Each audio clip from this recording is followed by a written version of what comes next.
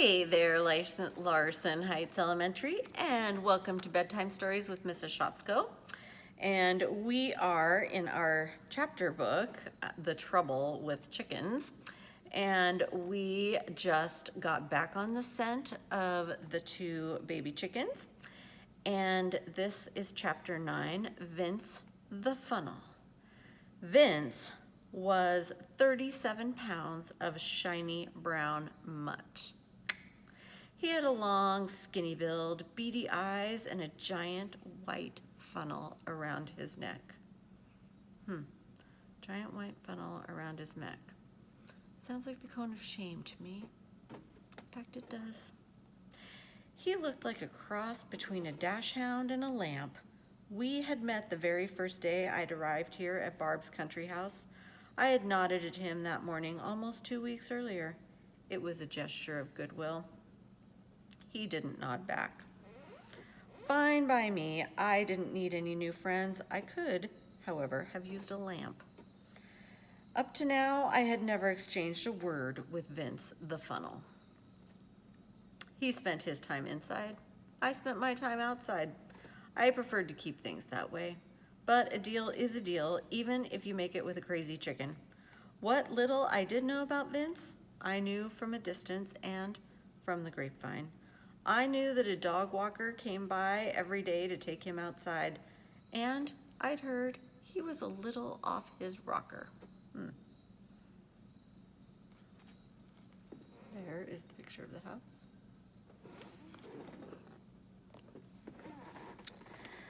While I was taking an inventory of what I knew about Vince, Moosh kept herself busy by losing her mind. "Vince the Funnel has my chicks!" screamed Moosh. She was running around like a chicken without a head.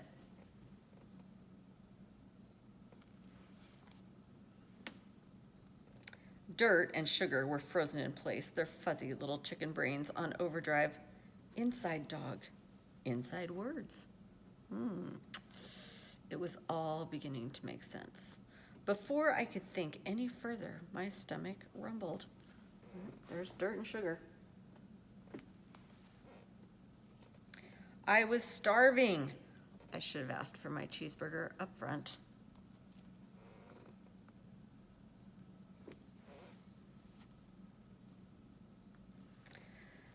Chapter 10, Funnel Vision. Oh, how Barb loves losers, I thought, watching JJ, the hero dog, march around the yard with Chicken Mom on his tail. Oh, I think something's changed.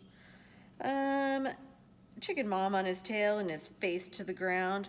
Only an arrogant search and rescue dog could undergo years of training but not recognize a simple trap when it's right under his nose. Makes me laugh out loud.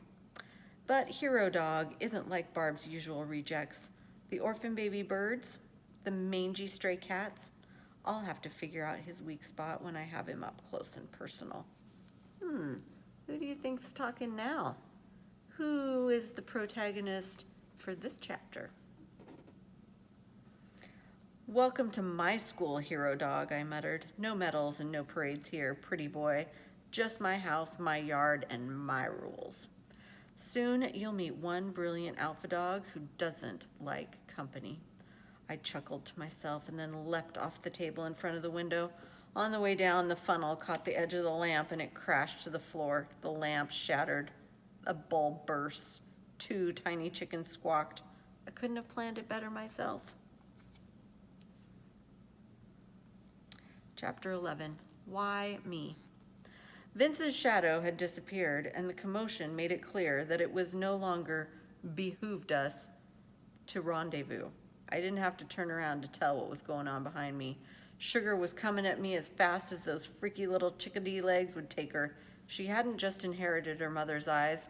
She'd inherited her mother's crazy. "You're going in, right?" said Sugar. I rolled my eyes. "I'm not going anywhere until I have more information." "You have all the information you need. Poppy and Sweetie are in the house. You said so yourself." "No, I said the trail leads to the house. Are you listening to me? Do you even have ears?" For the first time that day, I bothered to check to make sure chickens had ears.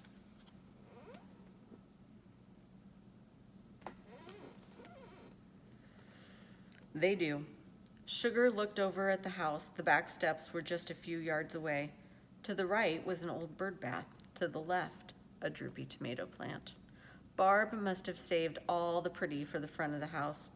I'm going in, Sugar chirped. She was off in a flash with her eyes locked on the doggy door. In that second, I was sure of only one thing. If she went in, she wasn't coming out. I grabbed her by the scruff of the neck and looked for someplace safe to stash her for a few minutes. I tossed her up on the bird bath.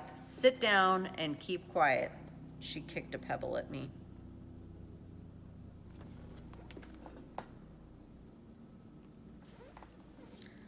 I thought about the small town in the Midwest that had held a parade in my honor after I pulled 3 tornado victims out from under a mountain of debris. If you had told me then that I'd someday be dodging pebbles tossed by a baby chicken, I would have bitten you hard. Like I said, I didn't belong here. I was as out of place in the country as the guy I once pulled out of a snowy cave in his pajamas. Life is strange, mister. Come on down. The stairs leading up to the back door were steep and narrow. Each one sagged a little more than the one above it. The back door was rusty and crooked with one small window and a floral shade. I steadied myself on my back paws and then peered in through the strip of glass beneath the bottom of the shade. I could see down a long, dark corridor with a polished linoleum floor. Off to the right, I could just make out the edge of a refrigerator in an orange kitchen. Straight ahead, at the end of the hallway, was a dark room with a big screen TV showing a game show. The game show host was laughing while an energetic woman in a wrinkled green dress was jumping up and down.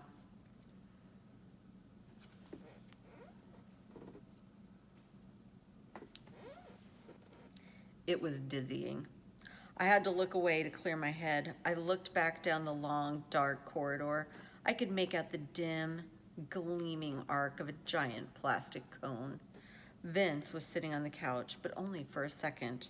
Before I could even get my front paws back down to the top step, he leapt off that couch and charged the back door.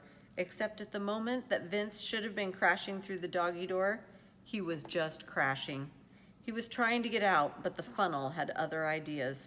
That mutt was in for the fight of his life with his own neck. He lost the fight.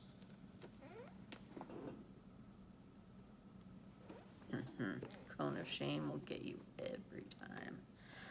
But I have to admit, at that moment, he'd have won just a little bit of my respect if it hadn't been for the fact that he spent his entire life drinking out of a toilet bowl. It was time to pull Sugar off the bird bath. One problem. Did I show you that already? There was nothing in the bird bath but dirty water and a wet note. Sugar was gone. I didn't need the note to tell me where she was. She was in the house. Call it a hunch. I met up with Moosh and Dirt back at my doghouse and showed them the note. 3 down, 1 to go. I thought Moosh might crack into a million pieces.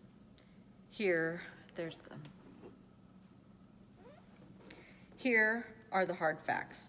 I can't get into that house. Vince will smell me coming a mile away. But we need more information if we're gonna get them out of there. Dirt was all ears. Mush was all mouth. I can fit through the door. I'll go in, she said. Her left foot was bouncing up and down again. That strange tick was really getting on my nerves. I've seen you under pressure, I answered. Bad plan. There's only one of us who can pull this off. Dirt planted her feet, raised her dark eyes, and stuck out her skinny chest. She looked like a toothpick with a head. She was about to speak when a ladybug flew by. Ooh, pretty polka dots, she said. Oh, brother. That is it for this evening. We will continue on with the chicken mystery tomorrow, and I will leave you with one final picture. The trouble with chickens. Have a great evening, Larson Heights. Sleep tight, don't let the bed bugs bite, And I will see you all tomorrow night.